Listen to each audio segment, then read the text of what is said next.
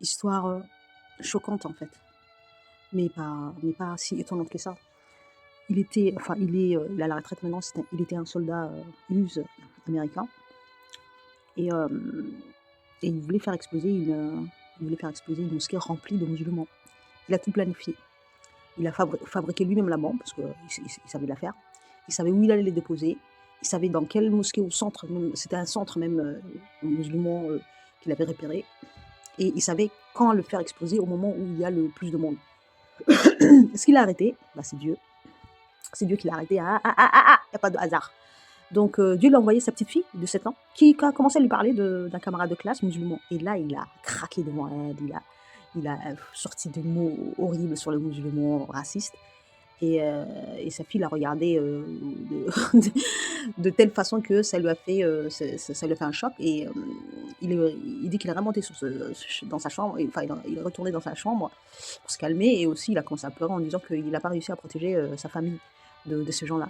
Il avait la haine de nous. C'était un soldat, il est allé dans les pays musulmans, faire ce qu'il avait à faire. Là j'ai juste laissé le passage où le genre de la mosquée, parce qu'après, après ce qui s'est passé avec sa fille, il va se dire je veux apporter des preuves de ce que ces gens sont.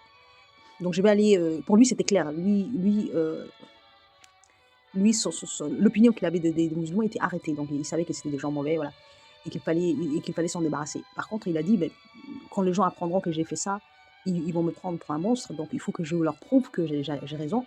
Et en allant rechercher les preuves, tout ça, donc il va finir lui-même par tomber dans la soupe, on dit ça. Je sais pas, après, il va se convertir, on va dire. Et là, les gars de la mosquée où il voulait faire exploser, avec qui il s'est rapproché et qu'il est rentré en contact et qui lui ont appris l'islam, ils vont leur poser la question, parce que c'est là qu'ils apprennent que l'acte qu'il voulait faire, parce qu'il a plus jamais parlé de ça à qui que ce soit. La bombe, il a désamorcé, il a tout remis en pièces et il a retourné les pièces au magasin, aux différents magasins où il a acheté. Et là, c'est le petit passage où il leur pose la question, est-ce que vraiment il allait faire ça? What is this we hear about you were going to blow up the Islamic Center? I was so ashamed at that point because these people had taken me in. They had no reason to. Knowing I was a soldier, knowing I had been to countries they come from, so they knew some of the things that I had done. But they took me in anyway. They accepted me, right? And I just sat there and I told them all the truth. So this is what I was going to do. And I looked at all of them and said, it's because of you that I did. You showed me. You know, I even told her, I said, let's put Islam aside for a second. Y'all showed me what humanity was.